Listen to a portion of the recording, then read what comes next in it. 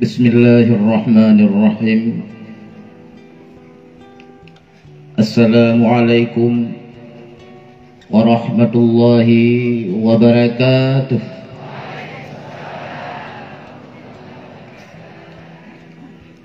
Tabarakallah, Masya Allah, wa tawakkal ala Allah. Yang sangat kita muliai dan kita cintai pada malam ini, dan sangat mencintai kita, Abuya beserta keluarga, dan kepada seluruh kita yang berhadir pada malam yang berbahagia ini. Pada malam ini, malam yang paling mendebarkan bagi kami. Seumur hidup nggak pernah berdebar malam ini keluar keringat dingin.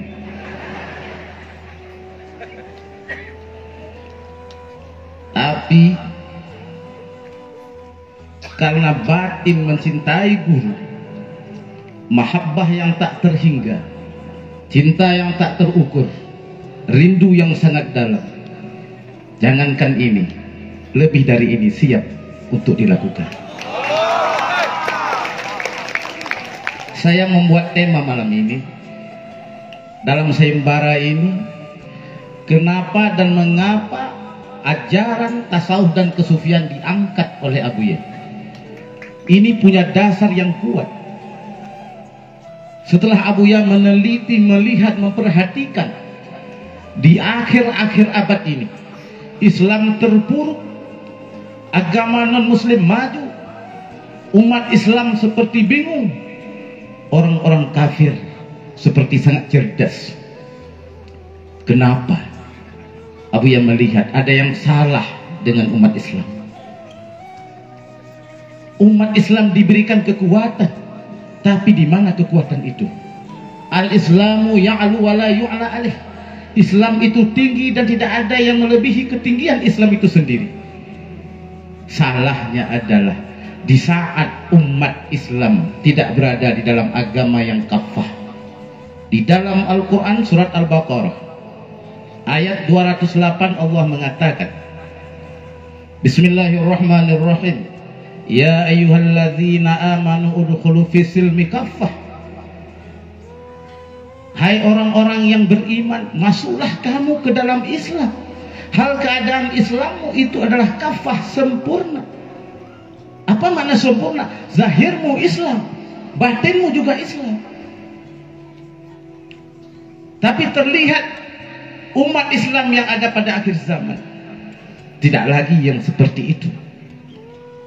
Maka bangunlah Abuya melihat kita semua. Agama terpuruk, umat Islam hanya beragama zahir saja. Punya dalil yang kuat Abuya mengajarkan tasawuf dan kesufian.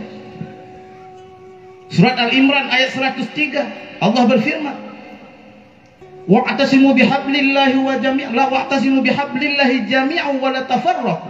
Berpegang teguhlah kamu dengan agama Allah, wa la tafarraqu, jangan kamu bercerai-berai. Itu untuk syariat, untuk agama zahir, agar zahir kita baik, ucapan kita baik, tingkah laku kita baik, keyakinan kita kepada Allah baik. Lalu ayat ini dibaringi dalam surat Al-Hajj ayat 78. Wa'tasimu billahi wa maulakum, berpegang teguhlah kamu dengan Allah, dianya Allah itu Tuhan kamu. Ini adalah ajaran ihsan, ajaran ma'rifat, ajaran tasawuf, akhlak kita kepada Allah.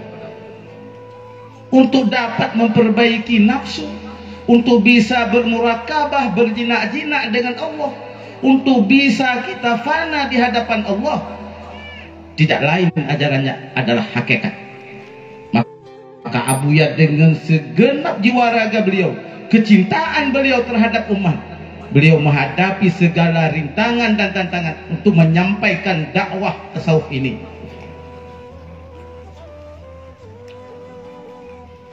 Dan juga ajaran ini adalah berdasarkan kepada rukun agama, yaitu ihsan. Agama kita tidak sempurna kalau tidak ada yang tiga ini. Maka dengan kita paham ihsan, berjinak-jinak dengan Allah, dapat memperbaiki nafsu, dapat kembali kepada Allah, maka kita akan disayang oleh Allah. Kalau kita disayang oleh Allah, kita akan disayang oleh makhluk. Coba bayangkan ibu-ibu, di saat sekarang kita bisa melihat betapa umat sayang kepada Abuya. Yang patih Tuhanan ke Gorontalo bukan 100 orang ditunggu, ribuan orang menunggu, menangis kedatangan Abuya. Mereka nggak kenal siapa Abuya, tapi kenapa mereka cinta kepada Abuya? Karena dalam batin Abuya penuh dengan cinta kepada Allah. Di saat hamba ini cinta kepada Allah, maka alam ini akan cinta kepadanya. Betul Bu? Dan lihat juga sekarang apa yang Abuya lakukan. Ini di Abdiyah, Abuya membuat sebuah posko besar ini, pesantren ini. Ini karena sayang, karena cinta Abuya kepada umat. Bukan cuma di sini, di Tapak Tuan, Villa Mustanisin, Balai Terapung, semua yang dilakukan oleh Abuya karena Abuya cinta terhadap kita semua. Karena beliau penuh batinnya dengan cinta kepada Allah, maka siapapun yang melihat wajahnya akan lahir sayang kepadanya. Kalau kita ingin dicinta oleh makhluk, maka cintai Allah dulu. Kalau kita ingin disayang oleh makhluk, sayangi Allah dulu. Beragama dengan benar, beragama dengan kafah. Zahir kita beragama, batin kita beragama. Ajaran ini ditentang, subhanallah. Kalau sudah seperti ini Abuya lakukan, belum juga diterima oleh umat yang ada di Abdiyah ini, maka sebuah kenaifan yang terjadi di kota yang kita sebut Abdiyah ini. Betapa Abuya mengajarkan kita agar kita dapat mengamalkan rukun Islam yang ketiga ini di saat di mana-mana tidak diajarkan lagi. Tidak semua daerah diajarkan. Di Aceh Utara tidak dikembangkan ajaran ini. Abuya mengajarkan kita dengan penuh ketukunan. Bukan cuma pagi, sore, sampai malam. Abuya tidak istirahat-istirahat untuk mendakwahkan ilmu kesufian ini. Tasawuf gunanya agar kita berakhlak kepada Allah. Sufi tujuannya agar kita hilang syirik kepada Allah, tidak tersangkut dengan asbab. Paham Bapak-Bapak? Kami pada malam ini diperintah oleh Abuya untuk berdiri sejenak, bukan berlomba sebenarnya, bukan bertarung. Kami ingin menyampaikan isi hati batin yang mungkin terwakili, yang ingin Abuya sampaikan kepada kita semua menurut paham kami. Maka menyuruh berdiri sejenak di sini untuk dapat menyampaikan apa tujuan tauhid tasawuf diajarkan oleh Abuya. Tujuannya adalah agar kita bisa berislam, menjadi umat Islam yang sempurna, yang kafah. Zahir kita Islam, batin kita Islam, agar kita dapat berakhlak dengan Allah. Karena jika kita tidak mengisi batin kita dengan akhlak kepada Allah, kita akan dihina oleh Allah dimanapun kita berada. Zuribat alaikumuz zillah aina masukifu illa bihablin minallah wa hablin minan nas. Kamu akan dihina oleh Allah dimanapun kamu berada, terkecuali kamu menjalinkan hubungan baik dengan Allah. Apa hubungan baik dengan Allah?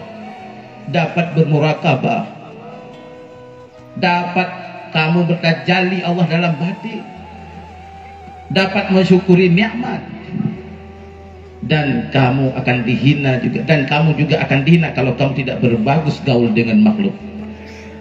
Mudah-mudahan cerahan singkat ini menjadi motivasi bagi kami sendiri dan jika ada manfaatnya untuk kita semua. Hadanallahu wa iyyakum ajma'in. Assalamualaikum warahmatullahi wabarakatuh.